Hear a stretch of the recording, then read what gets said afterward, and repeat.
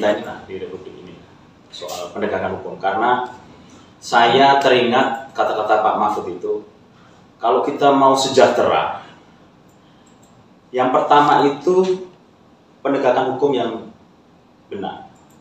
Karena begitu penegakan hukum benar, maka ekonomi dan lain-lain itu akan mengikuti. Nah, seperti apa sih Bapak melihat soal penegakan hukum di Indonesia? Ya, pertama kan kita sudah mendeklarasikan diri di dalam konstitusi kita itu kan sebagai negara hukum. Nah, pasal 1 ayat 3 Undang-Undang Dasar 45 yang di amandemen itu memang kita dikatakan adalah negara hukum. Tapi negara hukum seperti apa tidak ada penjelasannya. Jadi memang kepastian hukum itu adalah memang faktor penting dimanapun di dunia ini. Nah, sementara kita masih dalam proses transformasi. Ya, tadinya kan negara hukum itu tidak dicantumkan di dalam konstitusi kita. Tapi setelah amandemen kita tegas mengatakan bahwa kita adalah negara hukum. Cuman di yang lama dikatakan bahwa kita tidak berdasarkan kekuasaan semata. Tapi sekarang setelah amandemen bahwa kita negara hukum. Nah, sebagai negara hukum konsekuensinya adalah memang seluruh tatanan kehidupan bermasyarakat, ekonomi dan lain sebagainya harus berdasarkan hukum. Kan gitu. Nah, berdasarkan hukum tidak harus ditafsirkan semuanya menciptakan peraturan perundang-undangan. Karena hukum tidak sama dengan peraturan perundang-undangan. Artinya tanpa ada peraturan perundang-undangan, hukum tetap jalan. Hukum itu tetap jalan. Justru peraturan perundang-undangan yang diterbitkan negara kita ini sekarang seperti yang dikatakan oleh Pak Jokowi ini, kita sudah menjadi hutan belantara peraturan perundang-undangan. Antara undang-undang yang satu dengan undang-undang yang lain saling berbenturan. Apalagi kalau turunannya lagi kepada peraturan pemerintah. Nah, itu udah bisa sampai kepada peraturan menteri bisa jadi mengabaikan undang-undang itu sendiri. Jadi itu dari pernyataan dari Prof. Mahfud itu memang kita ini memang dalam situasi sulit sekarang di dalam proses menegakkan negara hukum itu sendiri. Karena apa? Seluruh regulasi yang diciptakan itu belum harmonis dan belum selaras. Nah, salah satu contoh kita di Batam inilah. Di Batam ini kita dulu dasarnya Kepres. Dan Kepres itu justru bertentangan dengan konstitusi. Karena apa? Dia menabrak perundang-undangan yang lain. Di sini kan Pulau Batam ini disebut sebagai otorita. Nah, otorita itu kan dia mempunyai otoritas sendiri. Jadi dia di sini dulu pemerintahan daerah itu justru terpinggirkan. Gitu. Jadi semua produk perundang-undangan itu harus menyesuaikan untuk membantu terlaksananya otorita Batam itu. Nah, sekali lagi kan begitu. Tapi kalau yang itu kan tunduknya pada undang-undang otonomi daerah, berarti kan sebenarnya Pemko yang lebih dominan kan dengan setelah reformasi itu. Setelah reformasi akhirnya kita menyepakati bahwa kita ini tidak lagi sentralistik. Nah, kan gitu. Jadi kita sudah menganut sistem otonomi daerah. Tapi ternyata otonomi daerah ini pun lama-lama disadari juga lah. Kalau kita seperti ini bisa kita terpecah-pecah ini.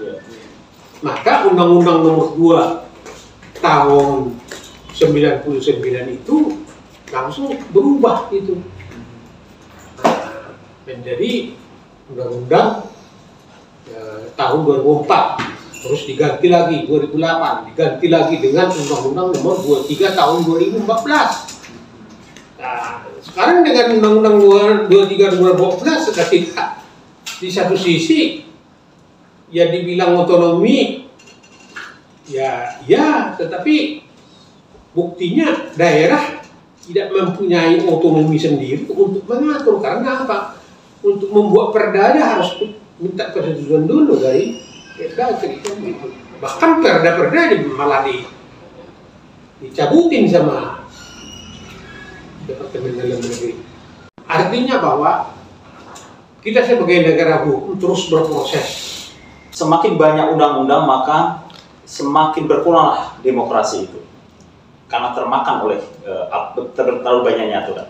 Nah, kalau menurut Bapak, siapa ini? Kenapa kok penegakan hukum kita tidak berjalan dengan baik? Yang mengatakan sebaik apapun peraturan perundang-undangan itu di tangan orang yang tidak jujur, tetap saja itu tidak bisa terlaksana. Ada memang seperti itu. Tetapi dengan sistem yang tidak baik, itu akan digunakan oleh oknum-oknum itu juga sebagai suatu kesempatan untuk melakukan penyelewengan. Kalau sistemnya, ya buktinya produk apa itu kan korupsi itu kan dia menggunakan kesempatan terhadap kelemahan daripada sistem yang ada. Akhirnya semuanya yang seharusnya bertanggung jawab bukannya bertanggung jawab, tetapi dikorbankan kepada anak buahnya. Pengambil keputusan itu sendiri selamat-selamat aja. Itu adalah sistem yang tidak sinkron. Jadi kalau dikatakan memang sistem kita belum betul, belum betul. Ya salah satu contoh saja kita ini sekarang memilih presiden. Konstitusi kita mengatakan bahwa partai yang memilih presiden, tidak mengatakan bahwa partai yang harus mempunyai sekian persen yang harus harus boleh mencalonkan presiden. Partai presiden tertentu ya, 20% itu ya. Konstitusi mengatakan partai mencalonkan presiden. Tapi itu sudah digugat ke MK, gagal juga. Pada MK itu kan yang untuk undang-undang kan. Iya. Nah, seperti apa itu? Yang artinya bahwa mekanisme undang-undang itu kan sudah disepakati oleh DPRD dan pemerintah, DPR RI. Artinya kan Mahkamah Konstitusi hanya berpendapat, betul konstitusi mengatakan begitu, tapi kan kalian sudah sepakat. Nah, setelah kalian sepakat, tiba-tiba kalian datang sama saya untuk membatalkan. Kita kan sistem open policy. Kan begitu. Nah, tidak semua bisa diatur dengan undang-undang dasar. Nah, ada mekanisme manajemen pemerintahan. Kalian sebagai pengambil keputusan antara pemerintah dan DPR sepakat dengan threshold itu. Sekarang kalian yang menyepakati itu datang kepada saya untuk membatalkan. Jangan gitu dong. Nah, kira-kira begitu mekanisme nggak fair, katanya gitu. Kasus-kasus seperti RUU KUHP dibilang ini sahkan dulu, perkara Anda keberatan nanti kan ada untuk menggugatnya ke MK. Ya. Yang Cipta Kerja dulu juga seperti itu, selalu anunya seperti itu. Jadi MK itu kan jadi belakangnya, benteng terakhirnya untuk produk hukum ini. Iya. Tetapi kalau cara pikirnya tadi yang Bapak bilang, jangan dong kotorannya aja yang ke saya, mestinya kalian di Dewan lah, yang di DPR lah yang. Nah, kalau model seperti ini kan rakyat yang bingung, Pak Ambuan. Nah, di sini memang Mahkamah Konstitusi itu kan makanya dia diberi kewenangan untuk menghadirkan para ahli.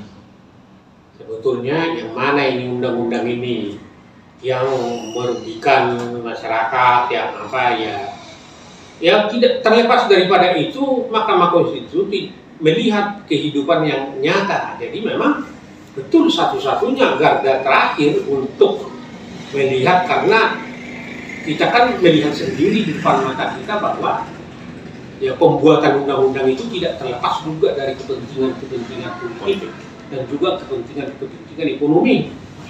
Kan gitu. Iya. Terus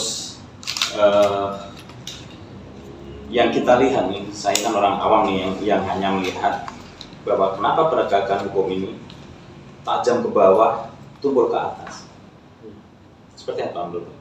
Itu hukum alam memang begitu, karena ya gimana, orang yang berkuasa itulah kan yang membuat aturan itu sendiri, kan begitu. Kalaupun sekarang dari segi teori demokrasi bahwa ini dibuat undang-undang berdasarkan kesepakatan dengan rakyat yang mana? Kalau dikatakan hukum itu adalah tajam ke bawah, tumpul ke atas, itu memang merupakan suatu ciri daripada kekuasaan itu sendiri. Makanya hukumlah yang mencoba untuk membatasi. Tapi kita harus ingat juga, hukum itu kan cuma alat. Kan hukum itu supaya hukum itu berjalan, di sana ada unsur pers, di sana ada unsur lembaga swadaya masyarakat yang harus berteriak. Harus berteriak. Ya kalau enggak, ya kita kan nggak tahu orang ini sakit atau tidak, kan begitu.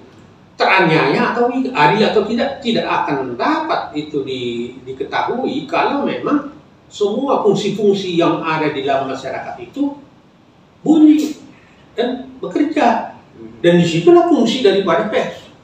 Bahwa memang mengapa timbul pers? Karena memang semua kekuasaan itu cenderung untuk melakukan segala sesuatu dengan pintu tertutup. Nah, pers sebelum pintu ditutup dia sudah tahu, tulis juga, kan begitu. Wah, ini tidak boleh begitu.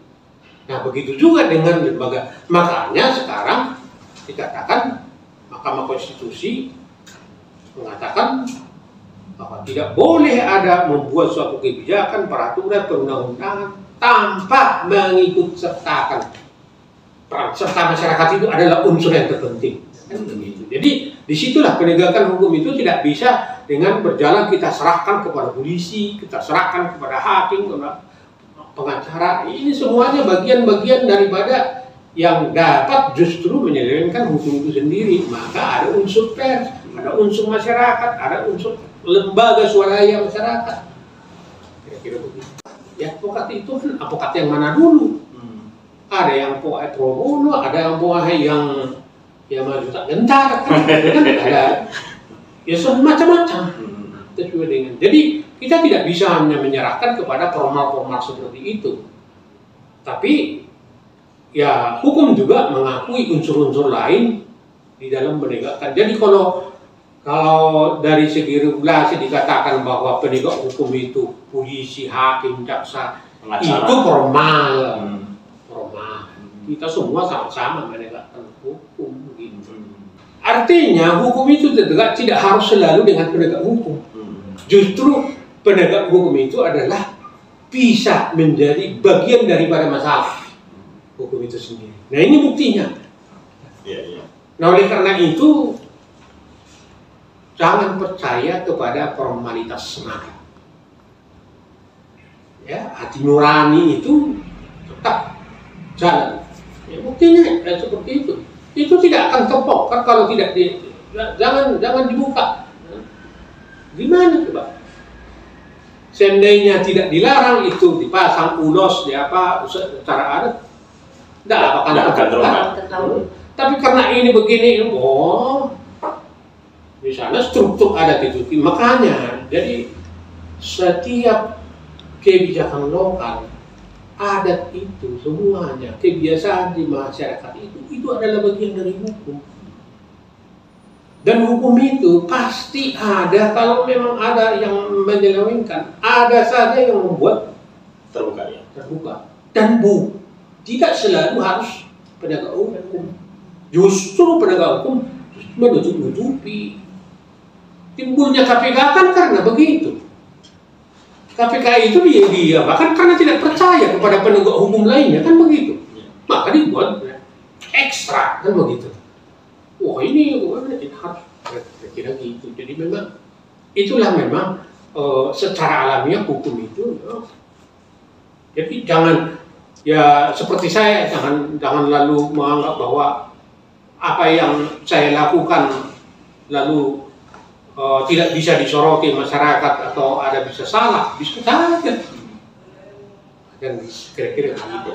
Tapi masyarakat ini kepercayaan pada beliau orang luntur juga gitu. Kalau menurut Pak Ampuan,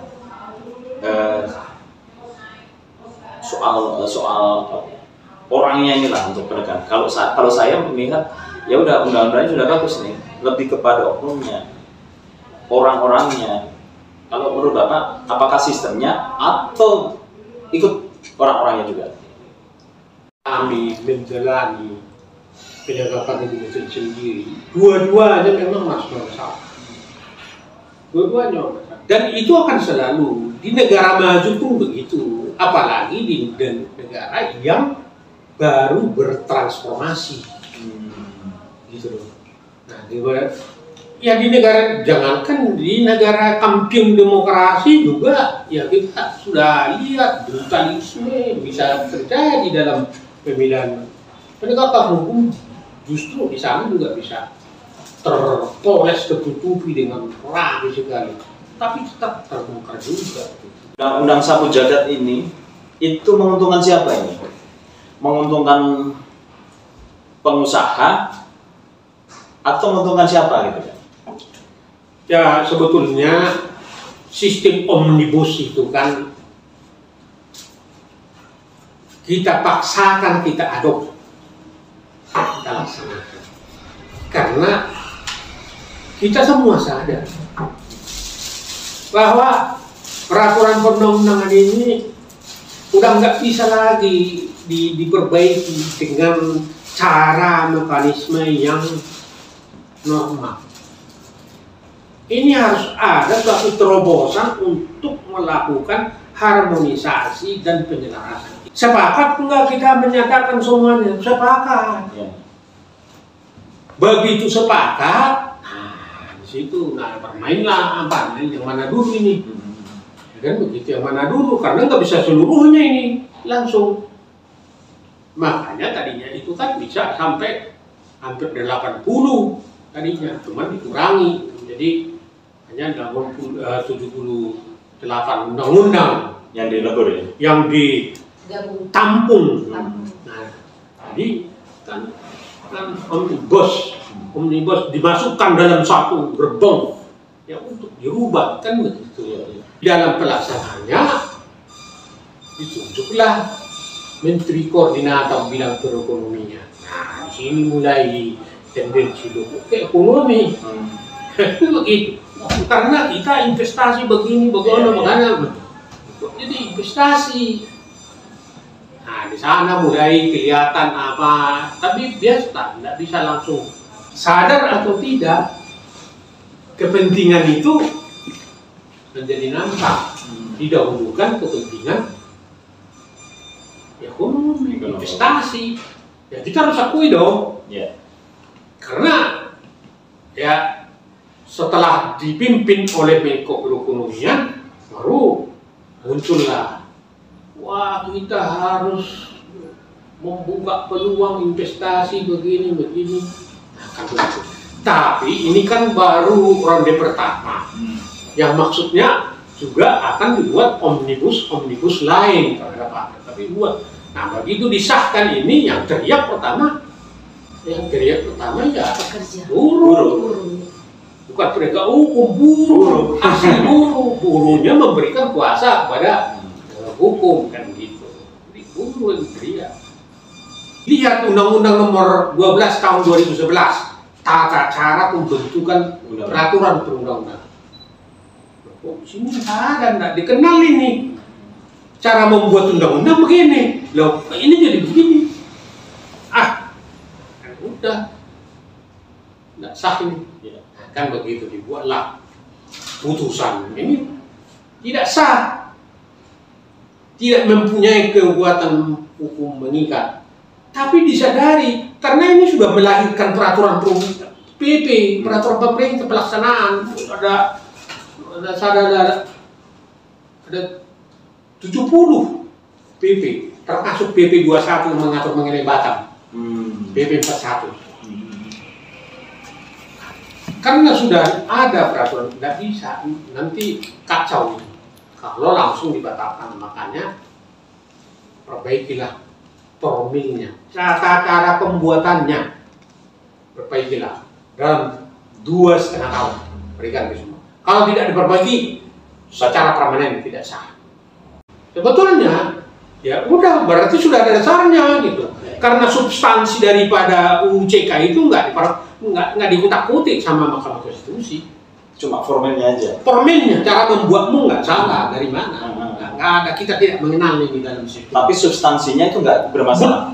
Bukan tidak bermasalah. Saya belum lihat itu. Oh, itu nanti dulu. Itu berarti nanti bisa itu lagi. Silakan. Silakan. Nanti itu saya banyak yang mengajukan, tapi saya nggak mau memeriksa.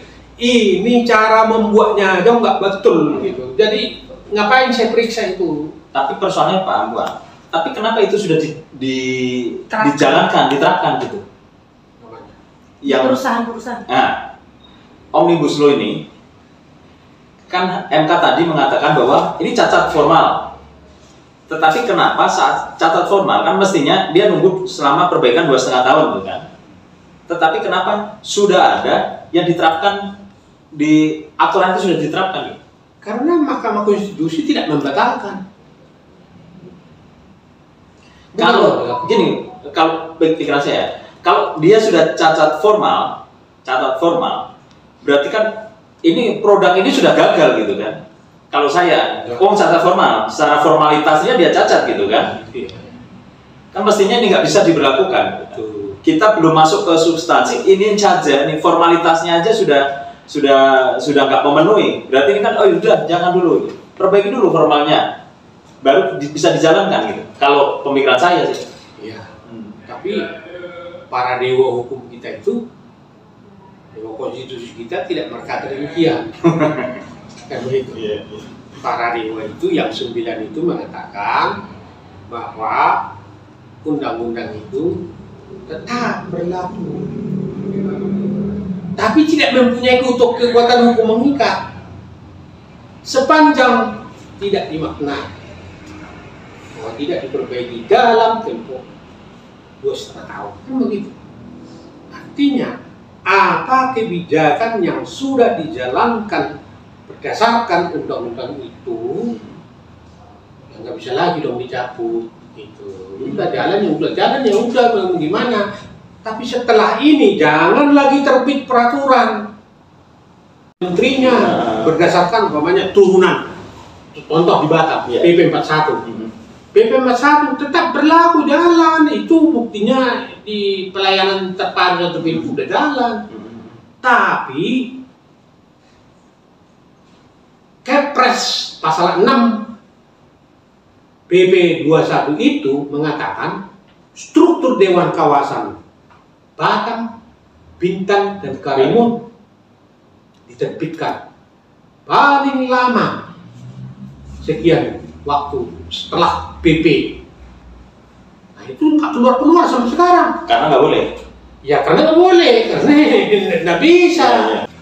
Keperintahan ini tidak boleh berhenti karena tidak ada aturan. Tetap jalan. Gitu. Jadi menuntut sesuatu peraturan, wah ini nggak boleh ini, ya nggak boleh. Kan yang memerintah kan bukan yang mengatakan nggak boleh kan. Pertanyaannya adalah apa kerugiannya? Makanya menggugat ke Mahkamah Konstitusi syaratnya satu. Apa kerugian konstitusionalitasmu untuk menggugat? Nah, itu dulu buktikan. Jangan. Nah, sama PP 41 bertentangan dengan undang-undang lebih tinggi. Oke. Kalau bertentangan kenapa? Contoh PP 62 tahun 2019 menerapkan wali kota menjadi kepala BP bertentangan dengan Undang-Undang Nomor 23 tahun 2014 tentang pemerintahan daerah yang tidak boleh merangkap jabatan. Bertentangan. Pertanyaannya, bertentangan. Kenapa kalau bertentangan? Rugimu apa? Oh gitu ya. Nah, gitu. Kami kan mengatur negara ini, itu punya, tidak bisa. Kita ini jangan, kalau ini bertentangan, kalau nunggu harus ini selaras semua, lalu saya nggak jalankan ini pemerintahan. Kan ada mekanismenya. Kalau peraturan di bawah undang-undang yang bertentangan dengan undang-undang, menggugatnya ke Mahkamah Agung. Nah, pertanyaannya, siapa di antaranya sekarang yang wah ini bertentangan, tidak boleh ex-officio, ini begini. Yang nuntut siapa? Kalau cuma ngomong di Pak PR, maka kira-kira gitu. Yang bersifat strategis itu tidak boleh. Makanya struktur Dewan Kawasan Batam, Bintan, dan Karimun karena sudah disatukan oleh PP 41 itu kan. Nah, kalau itu disatukan, seandainya udah muncul struktur Dewan Kawasannya itu, maka Dewan Kawasan ini akan mengevaluasi apakah efektif dan efisien kalau BP Batam, BP Bintan, BP Karimun disatukan atau bagaimana? Itu. Nah, kalau yang ex officio itu tidak masalah ya? Ya masalah. Makanya orang teriak kan, tapi masalahnya di mana? Dia nggak tidak gimana begitu. Wah ini bertentangan, ya bertentangan. Lalu kenapa? Lalu bertentangan. Buktinya nyaman. Dulu kan Pak Nuri demo ke PB kan. Sekarang kan demo lagi, berarti memberat kan? Tapi ada juga yang nyampaikan ke kita, ada juga yang nggak nyaman, Pak. Loh, pasti, Pak, itu pasti. Gimana lah? Karena apa? Dari segi formalnya saja, menjadi wali kota itu kan 24 jam. Makanya dia tidak boleh dirangkap.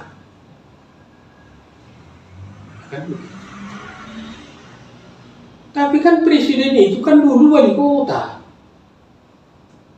Jadi gimana caranya ini? Betul undang-undang bertentangan dengan undang-undang Pemda, betul. Tapi presiden itu kan kepala pemerintahan tertinggi. DPR mengatakan tidak boleh bertentangan, Ombudsman mengatakan tidak boleh bertentangan. Tidak bertentangan, stop, jalan. Kalian ngomong teori-teori, nah ini berantem terus apanya? Jalan, diletik. Gimana? Ya pilihan kok sama. Jadi gitu. Tidak ada suatu kebijakan yang semuanya itu nyaman. Mana ada itu di surga ya Tuhan. Yang bisa memuaskan semua. Iya. Misalnya pencitraan di BP. Ya itu sesuai dengan kode etik sebetulnya. Tapi boro-boro kode etik. Tapi kan yang jelas dia sekarang sebagai kepala sekaligus wali kota. Disatukan. Dan kalau ada yang melanggar, di mana melanggarnya ya buktikan. Masalah pembuktian itu jadinya. Menurut Bapak, dengan ex officio dengan penyatuan satu nakoda ini, menurut Bapak ini lebih efisien, lebih bagus atau seperti apa? Tidak lebih bagus, tidak lebih efisien. Tapi obatnya apa kalau bukan itu?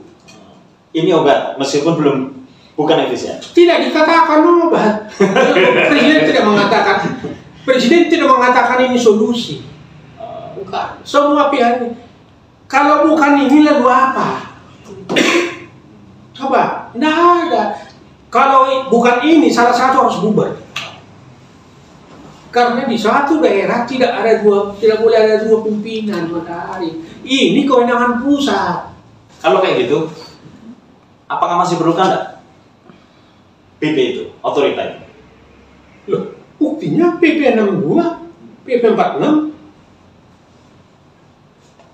menyatakan tetap sah, artinya secara formal legistik dibutuhkan.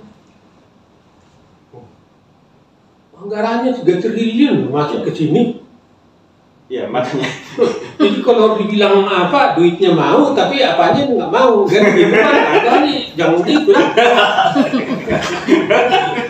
Jadi ini Iya, pertanyaannya kan apa sekarang ini BP Batam atau otorita Batam ini masih dibutuhkan untuk Batam? Yo, apa sih tugas BP itu? Dalam undang-undang, tugas BP itu cuma satu, mengatur lalu lintas barang dari dan ke. Cuma barang doang. Tapi wilayah? Loh, itu kan tugas otorita dulu itu. Oh. Nah ini jadi di sini, jadi tugas otorita dulu itu beralih berdasarkan PP 46. Beralih menjadi BP Batam. Makanya BP di Indonesia ini tidak ada seperti BP Batam ini. Di sini dia juragan tanah. Nah, iya itu. Mana jandanya dilepas itu, maka ayo bubar. Terima kasih Pak Ambuan. Kita aplaus buat Pak Ambuan sebelumnya.